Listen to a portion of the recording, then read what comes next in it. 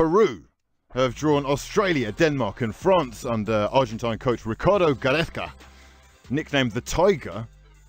I'm fascinated about their chances. I'm sure that you are. We've had a few Peruvians asking when we're going to be doing their segment. Well, here it is, boys.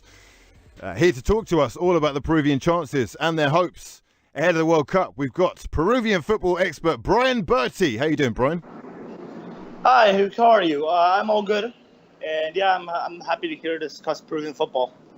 Yes, we really are interested. I've got to say that there aren't that many players in England of Peruvian descent who are household names, but what I'm hoping for is that you can enlighten us as to who the top talents are and who we should be looking out for.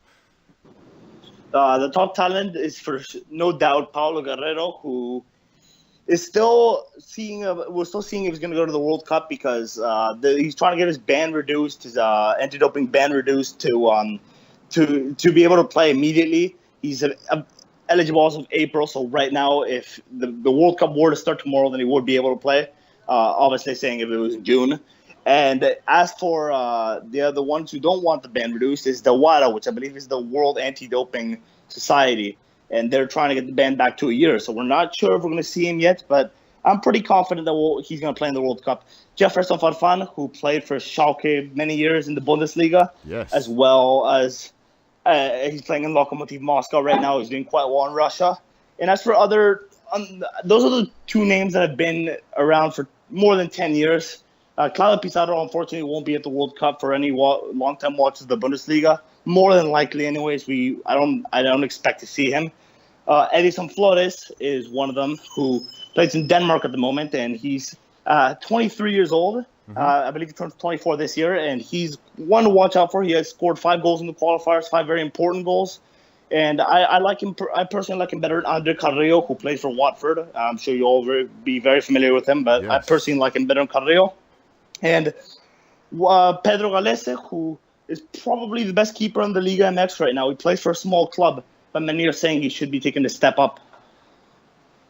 Okay, well, firstly, for me, obviously, the main star of the show for some time now has been Jefferson Farfan, who's I actually saw him play at Lokomotiv when we were in Moscow recently. He was instrumental in the 1-0 win that I got to see. How much longer has Jefferson got? And is he still looked at as the most kind of inspirational figure, the one that they're going to be getting the leadership tips from? He's certainly got the experience in his locker. No, the experience is going to come from Guerrero. He was the leader in the entire qualifiers, whereas Farfan, when he started at the beginning and then got taken off for ill discipline, got brought back after he got his move to Russia, and he's probably going to be playing, but we don't know if he's going to be starting yet because Gareca likes to put Carrillo at times on the right. But if Carrillo is not performing, then Farfan's going to go on that right for sure.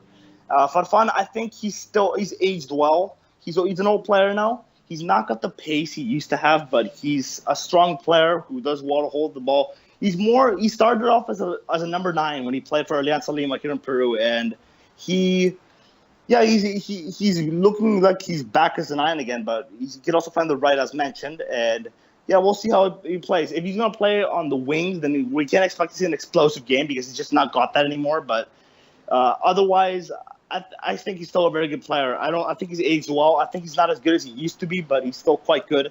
I still think he can definitely make an impact. Okay, well, you've got quite a tough group, in my opinion. Australia, Denmark and France.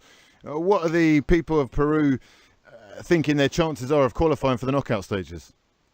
I haven't really heard any predictions, to be honest. I don't think we're making many predictions. I'm not making any predictions. Oh, I'm going to press you there, mate. I need predictions. I don't want you sitting on the fence on this show.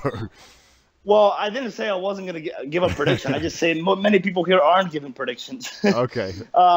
Yeah, if we didn't get Denmark in Pot C, I would have been fairly confident of making it through the groups. But we did get Denmark, unfortunately. And yeah, that's going to be a tough match. The one thing I will say, people are fearing Christian Eriksen here in Peru. People are scared of what he can do. And that's going to be the crucial match because even a draw against Denmark won't be great, with all due respect to Australia. But if Denmark beats Australia and we don't beat France, which is the most likely situation, then France and Denmark will just play a gentleman's agreement and then just draw out the game. And then that will knock us out. So the Denmark's a must-win. We can get away with drawing Australia if we beat Denmark, and I'm thinking France is lost. So I'm gonna say we make it through a group. We're either gonna make it through or finish third narrowly. So it's gonna be a narrow game no matter what. If we make it through, if we don't, it's gonna be narrow. It's gonna be just about. It's gonna go to the last day, and yeah, I think that we definitely have a chance, but I don't think we'll make it any further than that because we're likely to finish second, and I don't think we'll beat Argentina, who will be our likely opponent. So I think the round of 16 will be a very good World Cup regardless. I think a third place finish will be a very good World Cup regardless. As long as we don't get smashed in any of the games, which I'm confident we won't, I think we'll be fine. I definitely think we have enough to show off a good game and surprise people. Listen, Brian, absolute pleasure talking to you. That is Peruvian football expert Brian Bertie with all the hopes ahead of Peru.